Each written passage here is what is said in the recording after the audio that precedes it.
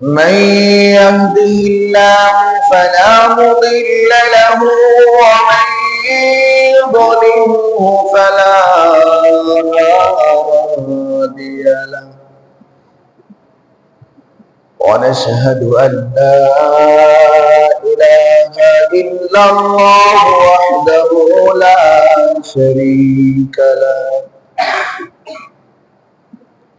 ولا ولد له ولا والد له ولا مثل له ولا مثال له ولا مقارب له ولا مقابل له ولا زوجة له ولا أهلها له ونشهد أن سيدنا وسندنا وطبيبنا وطبيب أرواحنا ومولانا محمدا عبد الله ورسوله صلى الله عليه وعلى آله وأصحابه وبارك وسلم تسليما كثيرا كثيرا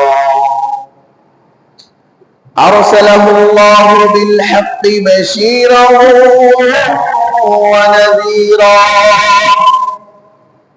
وداعيا إلى الله بإذنه وسراجا وقمرا منيرا وبشر المؤمنين بأن لهم فضلا كبيرا ولا تطع الكافرين والمنافقين والفاسقين ودع عذابهم وتوكل على الله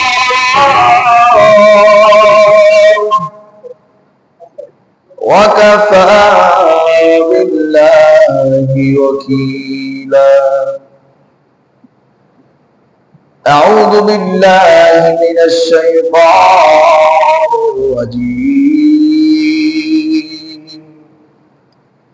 بسم الله الرحمن الرحيم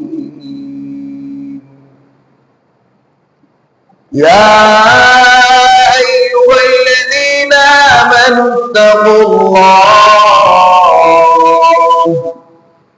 حق تقاته ولا تموتن إلا وأنتم مسلمون وقال النبي صلى الله عليه وسلم المسلم من سلم المسلمون من لسانه ويده أو كما قال النبي صلى الله عليه وسلم وقال الله تعالى في شأن حبيبه ما كان محمد أبا أحد من رجالكم ولكن رسول الله وخاتم النبيين وكان الله بكل شيء عليما إن الله وملائكته يصلون على النبي يا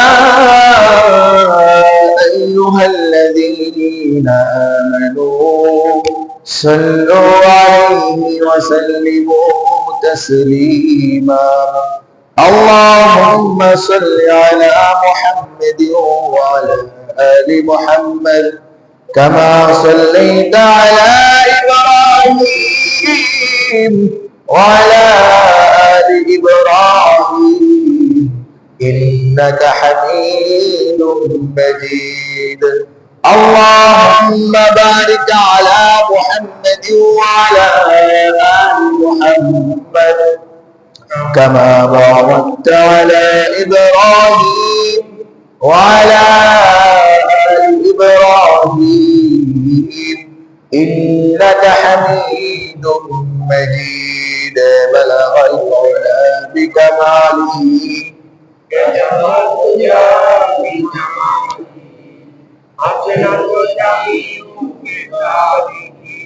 صلوا عليه وآله بلغ العلا بكماله كشف الدجى بجماله حسنت جميع خصاله صلوا عليه وآله سبحانك لا علم لنا إلا ما علمتنا إنك أنت العليم الحكيم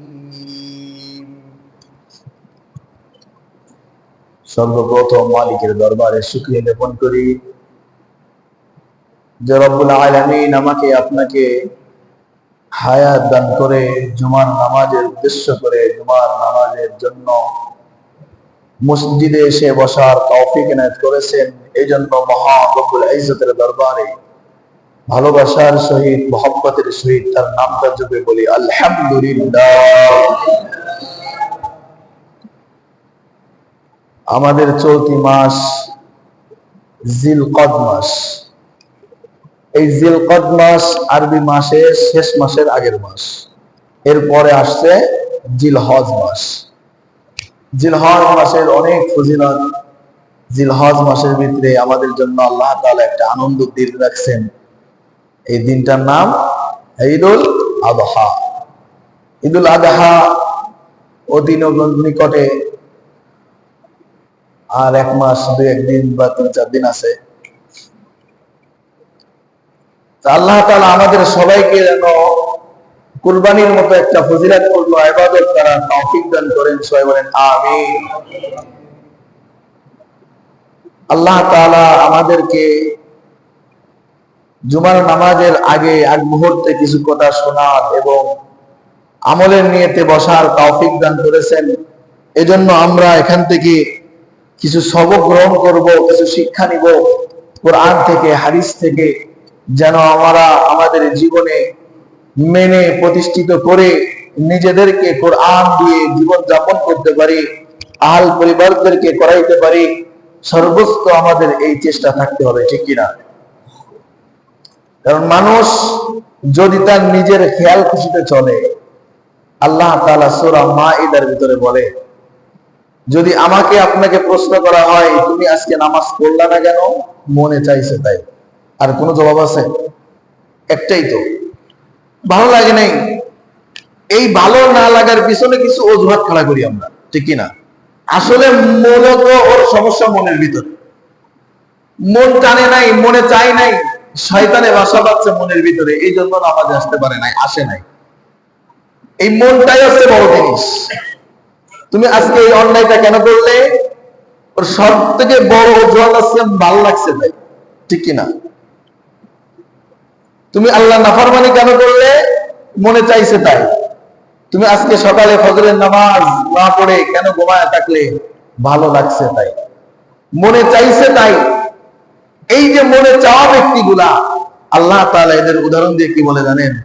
আমাদের অনেকের মনে হইতে পারে হুজুররা মসজিদে বয়ান করে, মাহফিলে হুজুররা বয়ান করে, হুজুর একটু বেশি কয়, ঠিক কিনা? হুজুর একটু বেশি বানায় কয়। আরে না দোস্ত, হুজুররা কম কয়, আল্লাহ থেকে বেশি কইছে, রাসূল আরো বেশি কইছে। হাদিসের ভিতরে আসছে, রাসূল যখন তার সাহাবায়ে কিরামদেরকে, মানুষদেরকে উদ্দেশ্য করে কথা বলতেন, ভাষণ দিতেন, রাসূলের রগ খুলে যায়, চেহারার ভিতরে, সাদা চেহারার ভিতরে লাল বর্ণ হয়ে যায়, রাগান্বিত হয়ে যাইতেন, উত্তেজিত হয়ে যাইতেন। এটা হাদিস, বুখারীর হাদিস। মানে প্রতিটা কথা এত ভাবে সিরিয়াসলি ভাবে কইতো, প্রতিটা ব্যক্তি মনে করতো আমাকেই বলতেছে, আমার ভিতরে এই ভুলটা, আমাকেই সংশোধন হওয়ার জন্য রাসূল আমাকেই বলতেছে, ঠিক কিনা? এটা হাদিসের ভাষা। তা আল্লাহ রাসূল আরো কড়া ভাষায় বলতেন, আল্লাহ তাআলা আরো কড়া ভাষায় বলতেন। হুজুর একটু কমই বলে, উদাহরণ সূরা মায়েদার ভিতরে আল্লাহ তাআলা ডাইরেক্টলি বলতেছে, মানিত্তাবা হাওয়া, যে ব্যক্তি বলে আমি আমার মনের ইচ্ছা স্বাধীনতার সহিত চলি, মনে ভালো লাগে না তাই করি নেই, মনে ভালো লাগছে তাই করছি, আল্লাহ তাআলা ডাকতে বলে সব, এই আমার নাফরমান বান্দা তুই যখন বলিস মানিত্তাবা আমার মনে চাইছে তাই করছি, তুই কি জানো মাতালুহু কামাতালিল কালব, তুই তো মানুষ না তুই তো একটা কুত্তা। নাউজুবিল্লাহ বলতেন না, আর আমার কথা না, মালিকের কথা। মানিত্তাবা হাওয়া, যে ব্যক্তি মনের প্রবৃত্তির অনুসরণ করে এবং বলে আমার ভালো লাগে না তাই করি নাই, ভালো লাগছে তাই করছি, এমনটা বলে আল্লাহর নাফরমানি করে, আল্লাহ বলে মাতালুহু কামাতালিল কালব, আরে এই ব্যক্তি তো মানুষ না, এ তো কুকুরের মতো। বলে নাউজুবিল্লাহ। তাহলে সরাসরি হুজুররা তো কুকুর বলে না, মানুষকে বলে, তাহলে আল্লাহ একটু বেশি বলেছে না? হ্যাঁ, আল্লাহ এই জন্যই বলেছে, যে ব্যক্তি মালিক চিনল না, যে ব্যক্তি মালিকের বন্দেগীতে নিজেকে সফল করলো না, এর ভিতরে মানুষত্ব বলতে কিছুই নাই, ঠিক কিনা? আজকে আপনি একজন মালিকের আন্ডারে কর্মচারী হয়ে কাজ করলে ওই মালিকের গুণগান আপনার গাইতে হয় কিনা? গান লাগে না? তাহলে মালিকের আন্ডারে কাজ করলে, একজন মানুষের আন্ডারে কাজ করলে, সে তোমাকে বানাই নেই, সে তোমাকে খাইতে দেয় না, পড়তে দেয় না, সে তোমার প্রতি কোনো ইহসান করে না, তাই যদি তার কথা শুনে চলতে হয়, দোস্ত, প্রতিটা মুহূর্তে প্রতিটা সময় তুমি কার নিয়ামত ভোগ করতেছো? আল্লাহর নিয়ামত না? অস্বীকার করার মতো কোনো সুযোগ আছে? তাহলে সেই মালিক কি তো চিন্তা, সেই মালিকেরই গুণগান জানলে না, তাহলে তুমি কিভাবে মালিকের শুকরগুজার হইবা? একজন মানুষ শুধু মালিকের সামনে দাঁড় করে। এই জন্য মালিক বলছে, মালিক কি চিনল না? সব কিছু আমি দিলাম, জন্ম থেকে মৃত্যু পর্যন্ত সব ব্যবস্থাপনা আমি আল্লাহ করলাম, আমি আল্লাহকেই চিনল না, সে মানুষ কিভাবে? এই জন্য আল্লাহ বলতেছে মাতালুহু কামাতালিল কালব, আরে ওই ব্যক্তি তো কুকুরের ন্যায়। মাসাল মানে উদাহরণ, ওই ব্যক্তির উদাহরণ কামাতালিল কালব, কালব মানে কুত্তা, কুকুর। আল্লাহ কতটা নিচু নামায় দিয়েছে আমাদেরকে। এই জন্য আমাদের ভিতরে এই অনুভূতি, এই সূচনাটা আনতে হবে যে কথাটা কোরআনে আল্লাহ বলছে, যে কথাটা হাদিসের ভিতরে রাসূল বাতলাই গেছে, এই কথাটা আমাকেই বলছে, এই কথাটা আমার জন্যই উপদেশ। আমার ভিতরে যদি এই কোরআনের আয়াত অনুযায়ী কর্ম না থাকে, আমার ভিতরে কোরআনের আয়াতকে উদ্দেশ্য করে নিজের ভিতরে সংশোধন আনতে হবে, রাসূলের তরিকাকে সামনে রেখে আমাকে ওটা মেনেই চলার চেষ্টা করতে হবে, ঠিক কিনা? আল্লাহ তাআলা কোরআনের ভিতরে ঘোষণা করতেছে, সূরাতুল আলে ইমরানের ভিতরে, ইয়া আইয়ুহাল্লাযীনা আমানু তাকুল্লাহ হাক্কা তুকাতিহি ওয়া লা তামুতুন্না ইল্লা ওয়া আনতুম মুসলিমুন। একটু ভালো করে বুঝবেন, আল্লাহ ডাক দিচ্ছে, ইয়া আইয়ুহাল্লাযীনা আমানু, হে ঈমানদারগণেরা, অর্থাৎ মুমিনরা। আমরা সবাই মুমিন তো ইনশাআল্লাহ? হ্যাঁ, মুমিন কাকে বলে? যে আল্লাহ তাআলাকে বিশ্বাস করে, এক বলে স্বীকার করে, এবং আল্লাহ রাসূল সাল্লাল্লাহু আলাইহি সাল্লামের উপরে যে সমস্ত কিতাব নাজিল হয়েছে, এই কিতাবকে এবং আল্লাহ রাসূলের জিন্দেগিকে চোখ বুঝে লা মাহালাতা, কোন সন্দেহ সংশয় ছাড়া এক বাক্যে স্বীকার করে নেয়, এই ব্যক্তি মুমিন। এই ব্যক্তি কি? মুমিন। এই মুমিনদেরকে ডাক দিচ্ছে আল্লাহ, কারণ আমরা তো আল্লাহকে বিশ্বাস করি, ঠিক কিনা? আল্লাহর কোরআনকে বিনা সন্দেহে নিঃসন্দেহে মেনে নি, ঠিক কিনা? আল্লাহ রাসূলকে কোনো সন্দেহ সংশয় ছাড়া নেতা হিসেবে মেনে নি, ঠিক কিনা? আমাদেরকে ডাক দিয়ে বলতেছে, ইয়া আইয়ুহাল্লাযীনা আমানু, হে ঈমানদারগণেরা, ইত্তাকিল্লাহ, আল্লাহকে ভয় করো। কেমন ভয়? হাক্কা তুকাতিহি, যেমন ভয় করলে তোমার থেকে গুনাহ চলে যাবে, যেমন ভয় করলে শয়তান তোমার কাছে আসতে পারবে না, যেমন ভয় করলে তোমার কাছ থেকে কোনো নেক কাজ ছুটে যাবে না। হাক্কা তুকাতিহি, পরিপূর্ণ ভয় করো। এবং পরে একটা মেসেজ দিয়ে দিচ্ছে ছোট করে, ওয়ালা তামুতুন্না ইল্লা ওয়া আনতুম মুসলিমুন, শুনো আমার বান্দারা, মরে তো যাইবাই, মরবো না আমরা সবাই? পৃথিবীর সবাই সব বিষয় ইখতিলাফ করলেও এই একটা বিষয় কেউ ইখতিলাফ করতে পারে না, দ্বিমত পোষণ করতে পারে না যে আমি মরবো না, ঠিক কিনা? সে যেই হোক না কেন, কেউ এই কথাকে বিশ্বাস করে না যে আমি মরবো না। সবাই এক বাক্যে স্বীকারোক্তি দিতে বাধ্য যে জন্ম যখন হয়েছে, মৃত্যু আমার অনিবার্য। আল্লাহ তাআলা বলতেছে, ওলা তামুতুন না, বন্ধু এই দোস্ত, তুমি তো মরে যাইবা, আমি আল্লাহর কাছে তো আসবা, তো শুনো, ইল্লা ওয়া আনতুম মুসলিমুন, তত সময় পর্যন্ত মৃত্যুবরণ করো না, তত সময় পর্যন্ত মৃত্যুবরণ করো না, তত সময় পর্যন্ত তুমি মুসলমান না হইবা। কি না হইবা? ওইদিকে আল্লাহ ডাক দিল মুমিনদেরকে, এদিকে বলতেছে মুসলমান না হয়ে মরবা না। বোঝার বিষয় আছে কিনা? মুমিনদেরকে ডাক দিয়ে মুসলমান হইতে বলতেছে। তাহলে আমরা তো বর্তমান চান্সে মুমিন, তাহলে মুমিন কারা আর মুসলমান কারা এটা বুঝতে হবে না আমাদের। যদি না বুঝি তাহলে হইব কিভাবে? মুমিন এটা দেখার বিষয় না, কিসের বিষয় না বলেন? মুমিন বিশ্বাসের নাম। আমি আল্লাহকে এক বলে বিশ্বাস করি, এটা কি দেখানো যায় না? অন্তরের বিষয়, মনের ভিতরে বিশ্বাস, আকীদা। আল্লাহ রাসূলকে আমি নিঃসন্দেহে আমার নেতা হিসেবে গ্রহণ করি, এটা কি দেখানোর বিষয় নাকি বিশ্বাসের বিষয়? আল্লাহ তাআলার ফেরেশতা আছে, আমি বিশ্বাস করি, এটা দেখানোর বিষয় না বিশ্বাসের বিষয়? বিশ্বাসের বিষয়।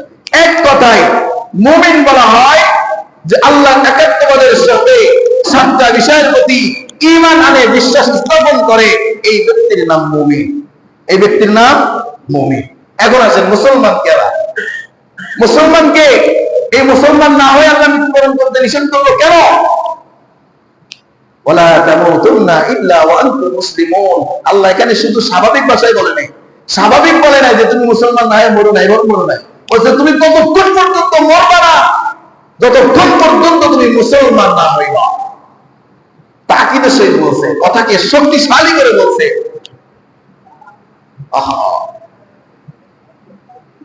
এখন মুসলমান কারা? মুসলমান ওই ব্যক্তি যে ব্যক্তি আল্লাহকে বিশ্বাস করছে, কোরআনকে মেনে নিয়েছে, রাসূলের তরিকাকে গ্রহণ করছে, করে ইয়াজহারু বিল আ'মাল, আমলের দ্বারা পরিণত করে, আমলের দ্বারা প্রকাশ করে, এই ব্যক্তির নাম মুসলমান। অর্থাৎ কোরআনকে মেনে নিয়েছে, কোরআন অনুযায়ী চলে, নামাজ, রোজা, হজ, যাকাত এই সমস্ত ইসলামের বিধান বিশ্বাস করছে, এটার নাম মুমিন। আর নামাজ, রোজা, হজ, যাকাত বিশ্বাস করে আমল করে, এই ব্যক্তির নাম মুসলমান। তাহলে মুমিন আর মুসলমান চিনছেন? অর্থাৎ শুধু মুমিন হইলে মুসলমান হইতে হবে। মুমিনকে আল্লাহ ডাক দিয়ে বলতেছে মুসলমান হয়ে মরো। অর্থাৎ নামাজ তো বিশ্বাস করি কিন্তু পড়ি না, হজ বিশ্বাস করি ওয়াজিব হইছে কিন্তু হজ আদায় করি না, কুরবানি বিশ্বাস করি ওয়াজিব হইছে, সম্পদের মালিক আল্লাহ বানাইছে, কুরবানি করি না, তোমার নাম মুসলমান না। তুমি মুমিন হইছো যদি 100 বিশ্বাস রাখতে পারো, কিন্তু মুসলমান হও নাই, তোমার জন্য আল্লাহ তাআলা স্পষ্ট ঘোষণা, ওয়ালা তামুতুন্না ইল্লা ওয়া আনতুম মুসলিমুন, তুমি মুসলমান হওয়ার আগ পর্যন্ত মৃত্যুর কোলে বলে না, কবরে এসো না, মুসলমান হতে হবে। আসেন এবার মুসলমান হইতে গেলে কি কি লাগে আমরা একটা হাদিস থেকে জানবো। এখানে তো আল্লাহ ডাইরেক্ট একটা শব্দ বলছে, মুসলমান না হয়ে মরবা না। মুসলমান কাকে বলে আমরা হাদিস থেকে একটু জেনে আসি। আল্লাহ রাসূল সাল্লাল্লাহু আলাইহি ওয়াসাল্লাম বলেন, ক্বালা রাসূলুল্লাহ সাল্লাল্লাহু আলাইহি ওয়াসাল্লাম, আল মুসলিমু মান সালিমাল মুসলিমুনা মিন লিসানিহি ওয়া ইয়াদিহি। আরে মুসলমান তো এই ব্যক্তি, আল মুসলিমুন, মুসলমান ওই ব্যক্তি, মান সালিমুল মুসলিমুনা মিন লিসানিহি ওয়া ইয়াদিহি, যে ব্যক্তির হাত ও মুখ থেকে, ভালো করে বুঝেন, যে ব্যক্তির হাত ও মুখ থেকে অপর ভাই নিরাপদ থাকে, যে ব্যক্তির মুখ দ্বারা অন্য ভাই কষ্ট পায় না, যে ব্যক্তির হাত দ্বারা অন্য ভাই কষ্ট পায় না। এখানে হাতের অর্থ ব্যাপক, মুহাদ্দিসিনে কিরাম ব্যাখ্যা করেন, হাতের অর্থ ক্ষমতা, হাতের অর্থ শক্তি, হাতের অর্থ কৌশল, যে কোনো শক্তি প্রয়োগ। মুখ দ্বারা উদ্দেশ্য তার বিপক্ষে কোন এমন কর্মকাণ্ড, এমন কথা যেটা তাকে বললে সে সরাসরি কষ্ট পাইত, সেটা চাই তার সামনে হোক অথবা পিছনে হোক, এমন কোন কথা মুখ থেকে বলা যাবে না যে আমার মুসলমান ভাইয়ের বিরুদ্ধে সে কষ্ট পায়। সংক্ষেপে দুইটা কথার ভিতরে আল্লাহ রাসূল মুসলমানের সিফাত উল্লেখ করে দিয়েছে। আল মুসলিমু, ওই ব্যক্তি মুসলমান, মান সালিমুল মুসলিমুনা মিন লিসানিহি ওয়া ইয়াদি, যার জিহ্বা, মুখ এবং হাত থেকে অপর মুসলমান ভাই পরিপূর্ণ নিরাপদ থাকে, কোনো কষ্ট পায় না, এই ব্যক্তি মুসলমান। বলে সুবহানাল্লাহ। তাহলে আমাদের হাত এবং মুখ থেকে অপর ভাইদেরকে নিরাপদ রাখতে হবে কিনা?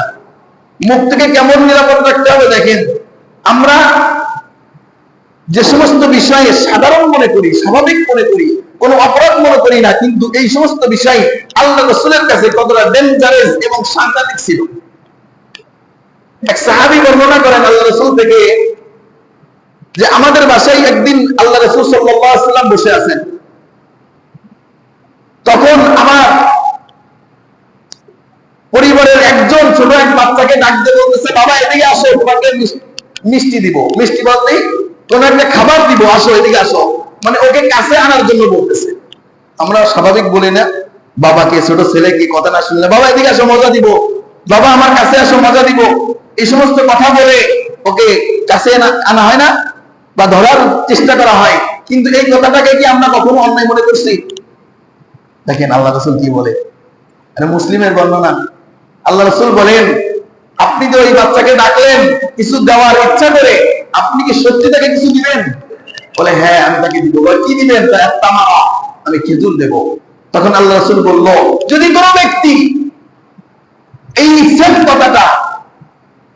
কথাটা যদি বলে এবং তাকে আকর্ষণ করে নিজের কাছে আনে এবং কিছু না দেয়, এই ব্যক্তি মিথ্যুক। নাউযুবিল্লাহ কইতেন না? এই ব্যক্তি মিথ্যুক। অথচ দেখেন আপনার ছেলে কোনো কথা শুনতেছে না বা আপনার কাছে আসতেছে না, আপনি তখন একটা লোভ দিন, প্রলোভ দেন যে আয় বাবা আমি তোকে মজা দিব, আয় বাবা আমি তোকে টাকা দিব, আয় বাবা তোকে ঘুরতে নিয়ে যাব। বলি না? এই কথাগুলো বলি না? কখনো অন্যায় মনে করছি আমরা? কখনোই করি নাই। অথচ আল্লাহ রাসূল বলতেছে, মুসলিমের বর্ণনা, বলে এই কথা বলে যদি ওই উক্ত কাজ না করে ওই বাচ্চার সাথে উক্ত উপহার রোপণ বা ওই খাবার বা ওই মিষ্টান্ন বা ওই মজা না দেয়, তাহলে ওই ব্যক্তির আমল নামায় মালিক একটা নাম লিখে দিবে, হুয়া কাযিবুন, এই ব্যক্তি মিথ্যাবাদী। নাউযুবিল্লাহ। এই ব্যক্তি মিথ্যাবাদী। কতটা সিরিয়াস!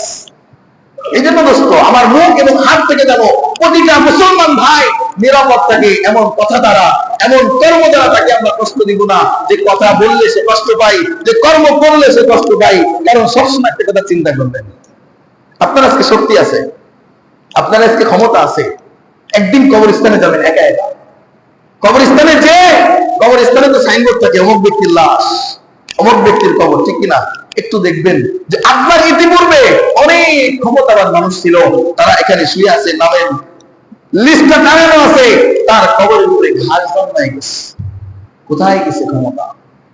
কোথায় গেছে ক্ষমতা দোস্ত? সে ব্যক্তিরা কোথায় পড়ে আছে? কি অবস্থা তার এখন? জিজ্ঞাসা করার মতো কোন মানুষ আসেনি। অথচ তার দাপটে, তার কথা আগুনে মানুষ কথা বলতে ভয় পাইত, ঠিক কিনা? আজকে সে মানুষটা কই? সে মানুষটা যেখানে শুয়ে আছে তার উপরে কাঁচা ঘাস জন্মায়, ওই ঘাস গরুতে খায়। জন্য নিজেকে ওইখানে দাঁড় করাবেন যে হাই, এই ব্যক্তির তো একসময় দাপট ছিল, এই ব্যক্তির তো একসময় ক্ষমতা ছিল, এই ব্যক্তির তো একসময় বড় বাহাদুরি ছিল। কোথায় গেল? কোথায় গেল সেই টাকার গরম? কোথায় গেল সেই চেয়ারের গরম? আজকে তো তার কবরের উপরে মাটি পুড়ে ঘাস বেড়ে গেছে। আল্লাহ তাআলা আমাদের সবাইকে সব কিছু থেকে শিক্ষা নিয়ে নিজের জীবনের ভিতরে পরিবর্তন আনার তৌফিক দান করুন, বলেন আমিন। এক যুবক দূর দেশ থেকে ওমর রাদিয়াল্লাহু তাআলা আনহুর শাসনামলে মদিনা সফর করতে আসছে। দেখেন মুসলমান কাকে বলে দোস্ত?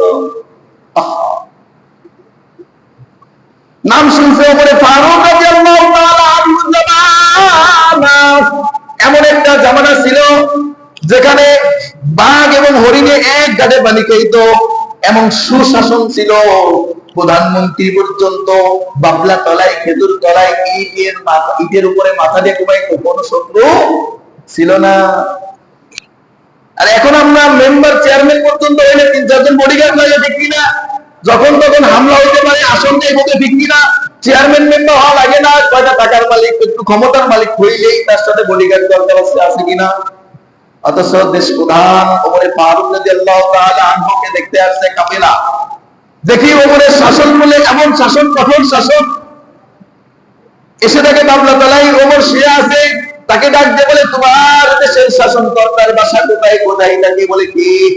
বলে ওমর। বলে আমি নিজে ওমর। তার বিশ্বাস হয় না? ওমর কোনদিন দেশ প্রধান হয়ে এই কাফেলা তলায় শুয়ে থাকতে পারেনি।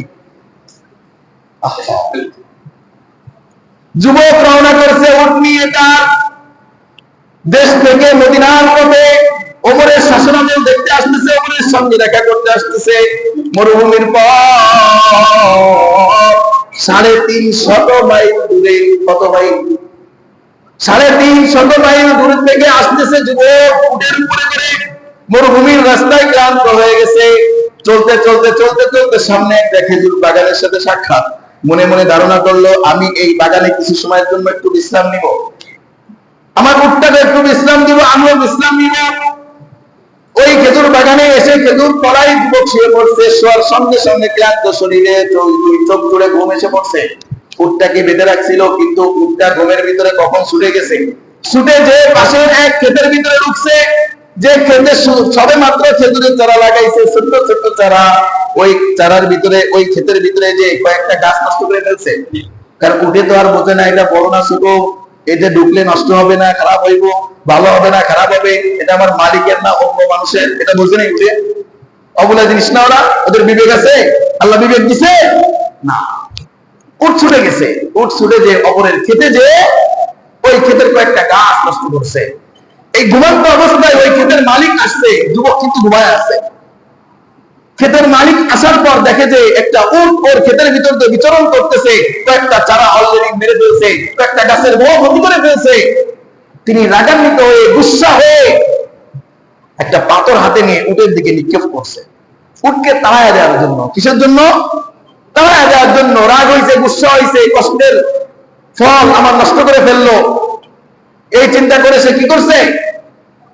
একটা পাথর ধরে নিক্ষেপ করছে। করার সঙ্গে সঙ্গে এই পাথরটা উটের কপাল বরাবর আঘাত লাগছে, এমন ভাবে আঘাত লাগছে, এক আঘাতেই উট মাটিতে লুটে পড়ে সঙ্গে সঙ্গে দুনিয়া ছেড়ে চলে গেছে। যখন এই অবস্থা, ইতিমধ্যে যুবকের ঘুম ভেঙে গেছে, সে ছুটতে ছুটতে আসছে, আমার উট কই গেল, উট কই গেল, খোঁজার জন্য বিচলিত হয়ে পড়ছে। এসে দেখে কি, আমার উট তো আর দুনিয়ায় নেই, দুনিয়াকে বিদায় দিয়ে চলে গেছে। তাকায় দেখে এক মুরব্বী, এক বৃদ্ধ দাঁড়ায় আছে। বৃদ্ধকে বলল, আমার উটকে মারলো কে? বলে আমি মারছি। বলে কেন মারছেন? কেন? বলে আমার এই যে ক্ষেতের ভিতরে ঢুকে কত গাছ নষ্ট করছে দেখছো। বলে উট তো বুঝে না, উট তো বেঁধে রাখছিলাম, কিন্তু আপনি মেরে ফেলছেন। আপনি এই উটটাকে মেরে আমার কত বড় ক্ষতি করছেন জানেননি? আমি যুবক অনেক দূর পাড়ি দিয়ে ওপরের রাজ্যে যাইতেছি, আমি তো এখন কিভাবে যাইবো? আমার খানা দানা সব তো এর সাথেই ছিল, আমার খানা দানা সব কিন্তু উটের ভিতরে ছিল, এই উট নিয়েই তো আমি সফরে রওনা হয়েছি, এখন আমি কিভাবে যাইবো? এই যুবকের রাগ হয়ে গেছে, একটা ধাক্কা মারছে বৃদ্ধকে। ধাক্কা মারলে বৃদ্ধ আতঙ্কা করে এক পাথরের সাথে আঘাত খেয়ে বৃদ্ধ মারা গেছে। একটা ধাক্কা মারছে, রাগ হয়ে গেছে যুবক, হালকা করে একটু ধাক্কা মারছে। ধাক্কা মারার সঙ্গে সঙ্গে বৃদ্ধ পড়ে যেয়ে পাথরের সঙ্গে মাথায় বাড়ি লেগে মাথাটা ফেটে মারা গেছে। এই যুবক যদি ওইখান চিন্তা করতো, হাই বৃদ্ধ তো মারা গেছে, এই মুহূর্তে পালাই, পারতো কিনা? পারে কিনা? সুযোগ আছে না? কেউ নাই। এই বৃদ্ধ আর এই যুবক ছাড়া এখানে আর দ্বিতীয় তৃতীয় কোনো মানুষ নাই। কিন্তু যুবক বসে আছে, আহা আমি কি করলাম? এটা আমি কি করে ফেললাম? বৃদ্ধকে মেরে ফেললাম। ও বসে আছে, লাশ নিয়ে বসে আছে। কারণ সময় মতো বৃদ্ধ যখন বাসায় না যাবে, তার বাসা থেকে খোঁজ আসবে, ঠিক কিনা? কারণ যুবক তো জানে না যে বৃদ্ধর বাসা কোথায়, কার কাছে পৌঁছায় দেবে লাশটা। এখানে পড়ে থাকলে তো হায়ান জামা রেখে ফেলতে পারে, ঠিক কিনা? সে বসে আছে যে বৃদ্ধর লাশ নিয়ে। দুপুর বেলা বিকাল হয়ে যায়, সন্ধ্যা কাছায় গেছে। বৃদ্ধের বাড়ি 2 ছেলে ছিল, মা ছিল। মা বলে, আমার স্বামী কই? ছেলেরা তোমরা খোঁজ নাও, আমার স্বামী তো গেছিল সেই দুপুর বেলা ক্ষেত চর্চার জন্য, এখনো তো বাড়ি ফিরে আসলো না, অনেক দীর্ঘ টাইম হয়ে গেছে, এত সময় তো লেট করে না। বাবার দুই সন্তান, বৃদ্ধের দুই সন্তান রওনা করছে ক্ষেতের দিকে, এসে দেখে যুবক তার বাবার কে সামনে নিয়ে বসে আছে। দৌড়ে আসছে বাবার কাছে, এসে দেখে বাবার দুনিয়ায় নাই, দুনিয়া ত্যাগ করে মায়া ছেড়ে চলে গেছে পরপারে। যুবককে ডাকতে বলে, যুবক আমার বাবার কি হয়েছে, কিভাবে মারা গেল? যুবক বললে, এই ঘটনা, আমার উটকে সে মেরে ফেলছে, আমি একটা ধাক্কা দিছি, বুঝতে পারি নাই, সে উসুকে পড়ে পাথরের সঙ্গে আঘাত লেগে মাথা ফেটে মৃত্যুবরণ করছে। এখন বাবা তো মারা গেছে, ছেলেদের গুসা হবে নি? দুই ভাইকে ধরে নিয়ে গেছে যুবককে। যুবক বলতেছে, আমাকে ধরতে হবে না, চলো ওমরের রাজ্যে চলো, আমি ওমরের রাজ্যেই যাব। ওমর যে বিচার করবে ইসলাম অনুযায়ী, আমি সেই বিচার মাথা পেতে মেনে নিব। বলে সুবহানাল্লাহ। আসেনি এমন মনমানসিকতা আমাদের? কিন্তু এটা মুসলমানের স্বভাব, এটা মুসলমানের আদত, অভ্যাস হওয়া দরকার। কারণ আল্লাহ যদি কোনো গুনার কারণে পাকড়াও করে দোস্ত, আল্লাহর আযাব বড় কঠিন। আর যদি দুনিয়া থেকে ওই গুনাহের যদি আপনি জরিমানা দিয়ে যাইতে পারেন, ওই গুনাহের শাস্তি যদি দুনিয়া থেকে নিয়ে যাইতে পারেন, তাহলে আল্লাহর কোরআনের উপরে আমল করার কারণে চাইতো আল্লাহ আপনাকে ওই গুনাহ মাফ করে দিবে। সুবহানাল্লাহ। যুবককে নিয়ে গেছে ওমরের দরবারে। ওমরের কাছে নিয়ে যে বলতেছে, আমিরুল মুমিনিন, আমার পিতাকে এই যুবক মেরে ফেলছে। দুই ভাই বাদী হয়ে ওই যুবকের বিরুদ্ধে কেস দিছে। কার কাছে? কারাগারে, ওমরের আদালতে। আর ওমর কোন ব্যক্তি জানেন? আরে প্রতি জুমায় সানি খুতবার ভিতরে ইমাম সাহেব একটা খুতবা পড়ে, ওয়া আশাদু ফি আমরিল্লাহি ওমর, এই কথাটা উচ্চারণ করে ওমরের শানে আল্লাহ রাসূল বলে গেছেন, আরে আল্লাহর কোরআনের আইনের ব্যাপারে, আল্লাহর রাসূলের আইনের ব্যাপারে পৃথিবীর ইতিহাসে যে মানুষটা সবথেকে কঠোর, এই মানুষটার নাম ওমর। বলে সুবহানাল্লাহ। পৃথিবীর সবকিছু স্যাক্রিফাইস করতে রাজি, আল্লাহর কোরআনকে মাইনাস করতে সাদা এক বিন্দু পরিমাণ স্যাক্রিফাইস করতে রাজি না, এই ব্যক্তির নাম কে? ওমর। এই ওমরের আদালতে মামলা দায়ের করছে, আমার পিতাকে যুবক মেরে ফেলছে। যুবককে রাখা হলো, যুবক কি ব্যাপার, কি ঘটনা বলো? যুবক দেখতে পারে, আমিরুল মুমিনিন, আমি আসতেছিলাম আপনার রাজ্যে আপনার সঙ্গে দেখা করতে, কিন্তু প্রতিমধ্যে আমি ক্লান্ত হয়ে যাওয়ার পর এই ঘটনা ঘটছে। আমি ইচ্ছা করে তাকে মারি নাই, কিন্তু ইচ্ছা করে যে মারো নাই, এর তো কোনো প্রমাণ আসেনি, মানে কেউ ছিল না। বলে মৃত্যুর বদলে কোরআনের আইন মৃত্যু, আল কিসাস, কেউ কাউকে মেরে ফেললে ওকেও মেরে ফেলা হবে। এটা আবার কেমন নিয়ম? কোরআনের নিয়ম। কার নিয়ম? একজন যদি কাউকে বিনা অন্যায়কে হত্যা করে, যে ব্যক্তি হত্যা করবে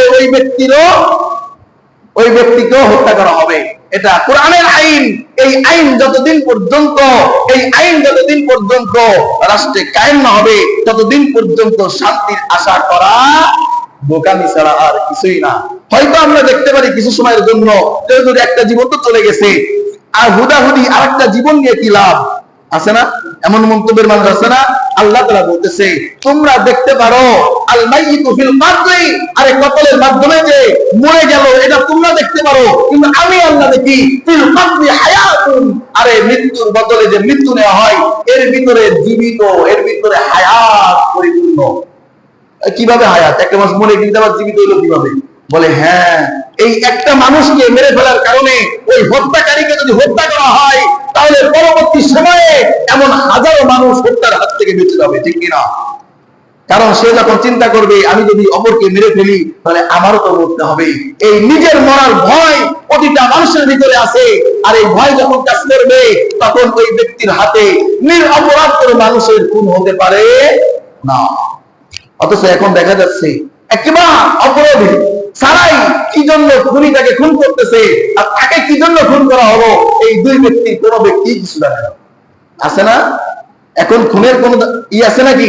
ডিসিপ্লিন আছে নাকি? কিছুই নাই। একটা পাখি, একটা প্রাণীর জীবনের থেকে মানুষের জীবনের সস্তা হয়ে গেছে।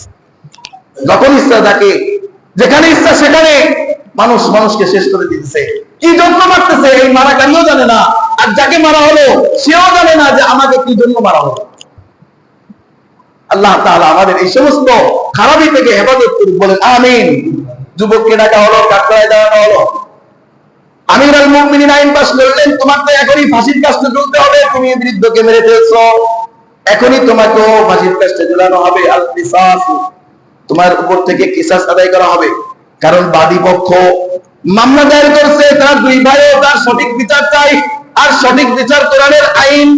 কতলের বদলে কতল, হত্যার বদলে হত্যা, তুমি তাকে হত্যা করছো, তোমাকেও আজকে ফাঁসির কাস্টে ঝুলানো হবে।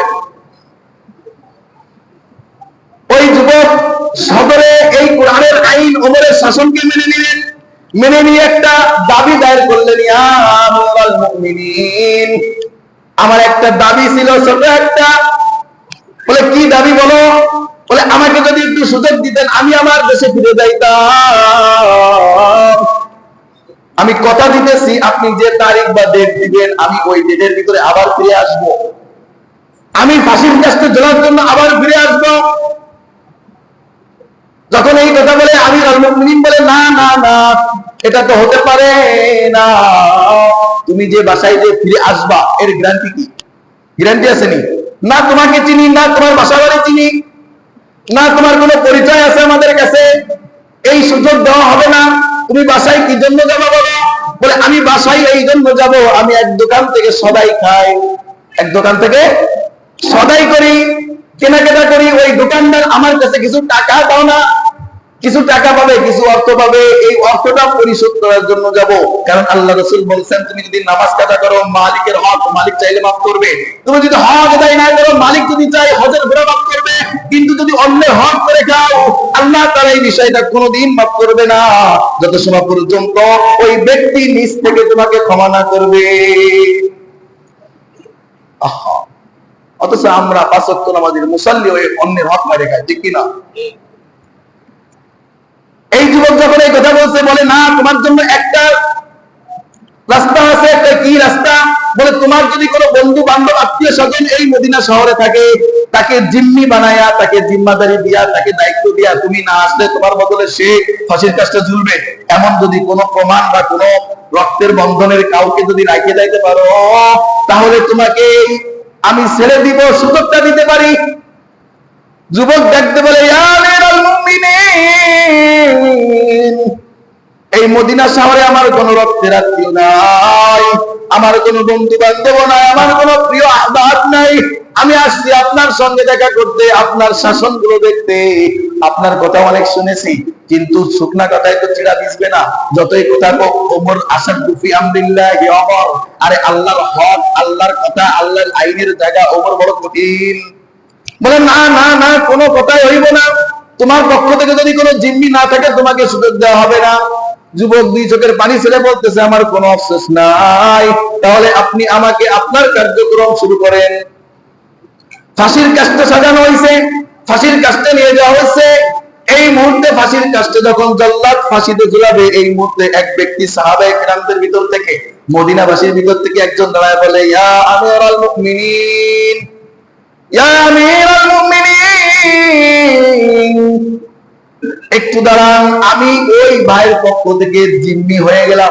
সুবহানাল্লাহ, আমি ওই ভাইয়ের দায়িত্ব নিলাম, ওই ভাইকে ছেড়ে দেন, সে তার দিনা পরিশোধ করে ফিরে আসবে। যদি না আসে, ওমর ডাকতে বলে, তুমি কি পাগল হয়ে গেছে? তোমার মাথা কি খারাপ হয়ে গেছে? তুমি চিনো এই ভাইকে? তোমার কোনো আত্মীয় লাগেনি, বন্ধু বান্ধব লাগেনি? কয় না, আমার কিছুই লাগে না, কেউ লাগে না। তাহলে তুমি তার পক্ষ থেকে কেন জিম্মাদারি হইতেছো? বলে, শুনেন, আমার হয়তো সেই ভাই রক্তের কোনো বন্ধনে আবদ্ধ না, আমার কোনো প্রিয়জন না, আমি তাকে চিনিও না, কিন্তু আল্লাহ রাসূলের একটা হাদিস আপনিও জানেন, ইয়া আমিরুল মুমিনিন, হে ওমর ইবনে খাত্তাব, আপনিও আল্লাহ রাসূলের হাদিসটা ভালো করে জানেন, আল মুসলিমু আখুল মুসলিম, আরে এক মুসলমান তো আরেক মুসলমানের ভাই, ঠিক কি না? এক মুসলমান যদি আরেক মুসলমানের বিপদে সহযোগী না হয়, তাহলে কিসের ভাই? আজকে মদিনায় যদি ওই ব্যক্তির, ওই যুবকের কোনো আত্মীয় থাকতো, কোনো রক্তের বন্ধনের কেউ থাকতো, তাহলে সে জিম্মাদারি হইতো। কিন্তু এই যুবকের ভিতরে কতটা আমানতদারি চিন্তা করেন। সে মাথায় যাইতেছে মা বাবার কাছ থেকে বিদায় নেওয়ার জন্য না, প্রিয়জনকে দেখার জন্য না, সে একমাত্র যাইতেছে তার দেনা শোধ করার জন্য। এতটুকু সূচনা যার ভিতরে আছে, যে যুবকের ভিতরে আছে, এই যুবক যাই কিছু হোক মিথ্যাবাদী হতে পারে না, ঠিক কিনা? এই যে ব্যক্তি দাঁড়ায়া ওমরকে থামায়া দিল ফাঁসির কাষ্ট থেকে, যুবককে মুক্তির ব্যবস্থা করে দাও, জিম্মাদারি আমি নিলাম, এই ব্যক্তির নাম আবু যর গিফারি রাদিয়াল্লাহু তাআলা আনহু। সুবহানাল্লাহ। আবু বকর গিফারি কে ছিলেন জানেন? আল্লাহ রাসূলের খাদেম। বলে সুবহানাল্লাহ। আল্লাহ রাসূলের দরবারে সবসময় করে থাকতেন। কবি বলেন যে আল্লাহ রাসূলের খাদেম এমন ভাবে আবু যর গিফারি খিদমত করেছেন, নিজের জন্য কোনদিন একটা বাড়িও তৈরি করেন নাই। বলে সুবহানাল্লাহ। অথচ তার বংশ ছিল নামী বংশ, দামি বংশ।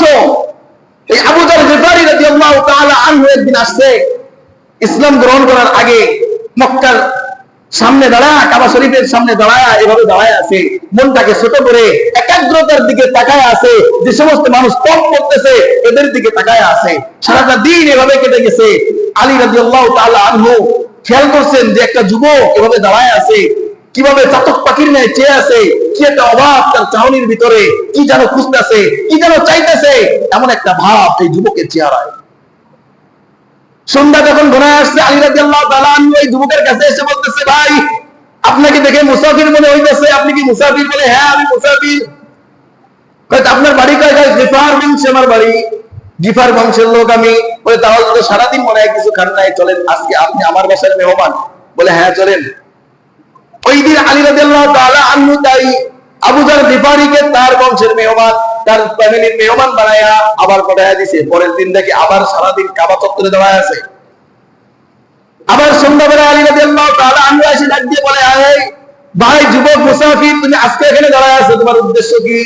তুমি কি খুঁজতেছো আমাকে একটু বলা যায়? বলে আমি এখানে একটা আশা, একটা আকাঙ্ক্ষা নিয়ে আসছি। ওই কি আকাঙ্ক্ষা? বলে আমি এখানে শুনেছি মুহাম্মদ আসছে।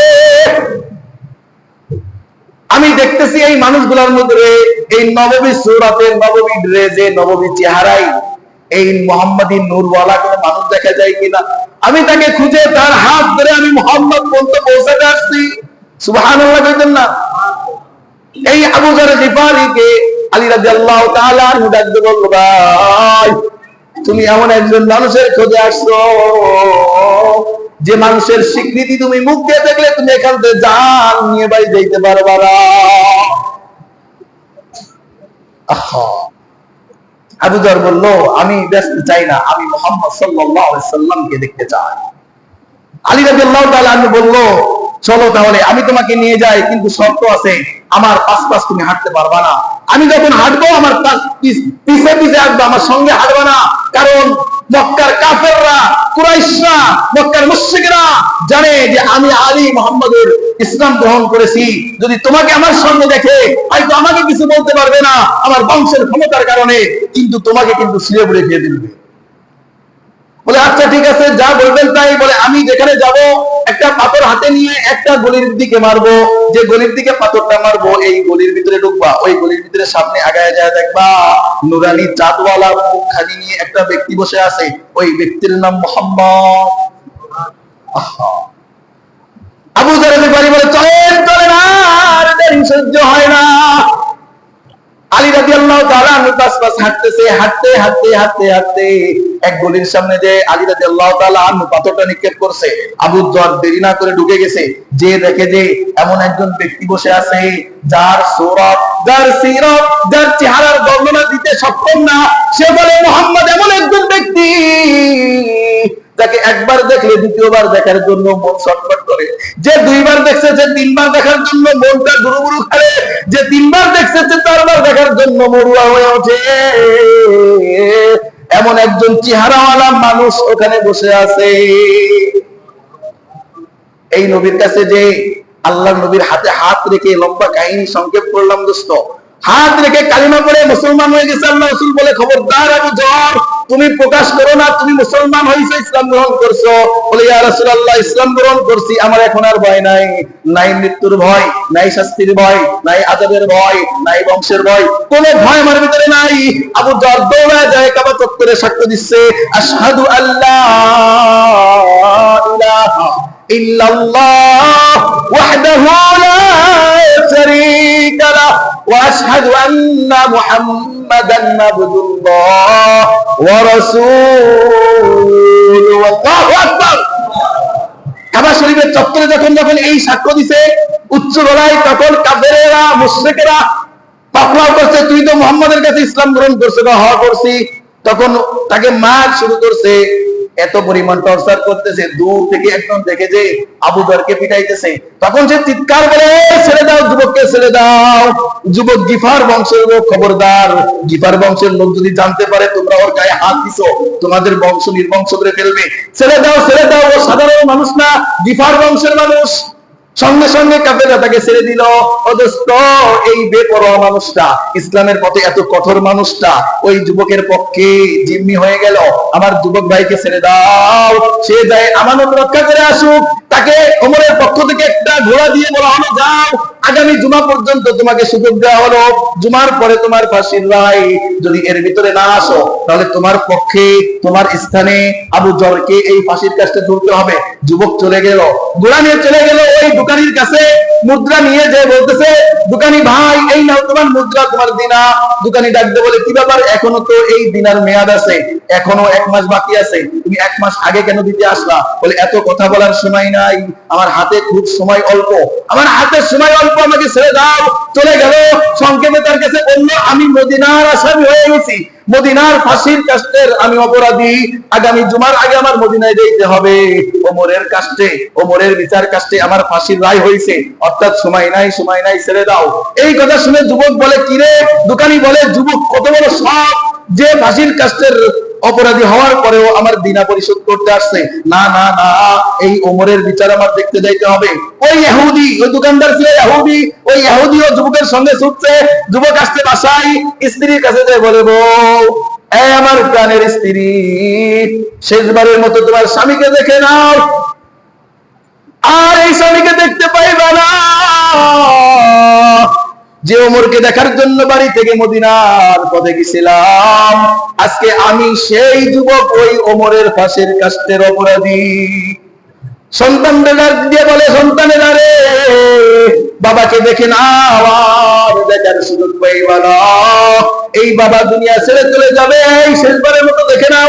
মায়ের কাছে গেছে, মা, তোমার ছেলেকে নিজে হাতে 2 লুকমা খাবার খাওয়া দাও। এই সন্তান আর পাইবা না, আজকে বিদায় নিয়ে চলে যাবে মা, তোমার কাছে আর এই সন্তান ফিরে আসবে না। যেই ওমরকে দেখার জন্য মদিনায় গেছিলাম, আজকে আমি সেই ওমরের ফাঁসির কাস্টের অপরাধী।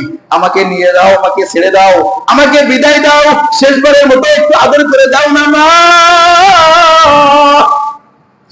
ও গো মা, আমাকে তুমি ছেড়ে দাও, বিদায় দাও। মা তো হাওমাও করে কাঁদতেছে, বাজার, তুই তো আমার একটা মাত্র সন্তান, আর তো সন্তান নাই। বলে, মা মা মা, এই সমস্ত অজুহাত এখন আর দিও না, আমার অপরাধ স্বীকৃতি হয়েছে, আমি ওমরের ফাঁসির কাস্টের অপরাধী, আমাকে ওখানে যেতেই হবে মা। তুমি চাইলে এখন থাকে যেতে পারি আমি তোমার কাছে, কিন্তু না না, এটা মুসলমানের আদব অভ্যাস হইতে পারে না, ঠিক কিনা? এটা মুসলমান হইতে পারে না যে জবান দিয়ে জবান রাখে না, কথা দিয়ে কথা রাখে না। আমি ওমরের কাছে আমার এক ভাইকে জিম্মি করে আসছি, আমি যদি ওমরের টাইম দেওয়া, বেঁধে দেওয়া টাইমের ভিতরে না পৌঁছাইতে পারি, আমার বদলে ওই নিষ্পাপ মানুষটার ফাঁসি হবে। মা, আমি এটা কখনোই হতে দিতে পারি না। বিদায় নিয়ে ছুটছে, এইদিকে টাইম শেষ, জুমার নামাজের প্রস্তুতি নিয়ে সবাই আসছে। আবু যর গিফারি সুন্দর কাপড় পরিধান করতেছে, সুগন্ধি মাখতেছে, আর স্ত্রী করতেছে, বিদায় দাও, বিদায় দাও, আজকে আমার এক মুসলমান ভাইয়ের জন্য আমি জীবন উৎসর্গ করব। আহা, আজকে এক মুসলমান ভাইয়ের জিম্মি হয়েছে, আমি আমার জীবন সার্থক। আজকে যদি আমার ভাই না আসে, আল্লাহর দরবারে কইতে পারবো আমি আবু যর গিফারি আজকে দুনিয়া ত্যাগ করছি এক মুসলমান ভাইয়ের কথাকে দাম দিয়া। আবু যর গিফারি সেজে গুজে মসজিদের দিকে আইতেছে, জুমার নামাজের সময় হয়ে গেছে, জুমার নামাজ শেষ। ওমর ডাক দিছে, আবু যর, আসো আসো আসো। ওই যুবক তো আইলো না, বলেছিলাম তুমি এই যুবকের পক্ষ থেকে জিম্মি হয়েও না দোস্ত। লম্বা কাহিনী বলতেছে কি, আবু যর বলতেছে, আমার কোনো আফসোস নাই, আমিরুল মুমিনিন, আপনি আমাকে আপনার ফাঁসির কাস্টে ঝুলান, সমস্যা নাই, আপনার কার্যক্রম আপনি শুরু করেন। আবু যরের ভিতরে কোনো ভয় নাই, ডর নাই, চলে গেছে ফাঁসির কাস্টে। ফাঁসির জুমার নামাজ শেষে যখন ফাঁসিতে ঝুলানো হবে, এই মুহূর্তে মসজিদ থেকে একজন দাঁড়ায় বলতেছে, দাঁড়াও, এ আমিরুল মুমিনিন, দূরে তাকায় দেখেন, দেখা যাইতেছে ধূলিকণা উঠতেছে। সুবহানাল্লাহ, ধূলিকণা উঠতেছে, মনে হয় যুবক চলে আসছে, একটু অপেক্ষা করুন, একটু অপেক্ষা করো। যুবক দেখে যে ঘোড়া ছড়াইয়া মদিনার পথে ফাঁসির কাস্টের সামনে এসে উপস্থিত, এসেই বলতেছে আমি ক্ষমা প্রার্থী, আমাকে ক্ষমা করে দেন, আমার একটু আসতে লেট হয়ে গেছে, এই ঘোড়া রাস্তায় অসুস্থ হয়ে পড়ছিল, ঘোড়া আমাকে নিয়ে সামনে আগাইতে সক্ষম ছিল না, তাকে শুশ্রূষা করে সুস্থ করে আনতে একটু দেরি হয়ে গেছে, আমিরুল মুমিনিন আপনি আমার অপরাধকে ক্ষমা করে দেন। যখন এই বিষয়টা দেখছে, এই যুবক তো সাধারণ যুবক হইতে পারে না যে মৃত্যুর জন্য সময় দিয়ে সেই মৃত্যুর জন্য আবার উপস্থিত হতে পারে, পলানোর সুযোগ পেয়েও না পলাই, এর সাধারণ কোন মুসলমান না। মক্কাবাসী মদিনাবাসী এবার অঝরে কান্না শুরু করলো। এমন যুবক কোনোদিনও নিজ ইচ্ছায় কাউকে হত্যা করতে এই যুবক তো কোনোদিন নিজ ইচ্ছায় হত্যা করতে পারে না। অর্থাৎ যখন ফাঁসির কাস্টে উঠানো হইবে, এই মুহূর্তে ওই যে বাদী পক্ষের দুই ভাই দাঁড়ায় বলে ইয়া আমিরুল মুমিনিন একটু দাঁড়ান, যে যুবকের ভিতরে আমানত আছে, যে মুসলমান তার মুসলমানিত্বর পরিচয় দিছে, যে মুসলমান ভাই তার জবানের কথাকে রক্ষা করছে, এই মুসলমান আর যাই হোক কখনো মিথ্যাবাদী হতে পারে না। এই যুবক বলেছিল আমার বাবাকে সে ইচ্ছাকৃত হত্যা করে নাই, আচমকা কোনো ঘটনাক্রমে সে মৃত্যুবরণ করছে।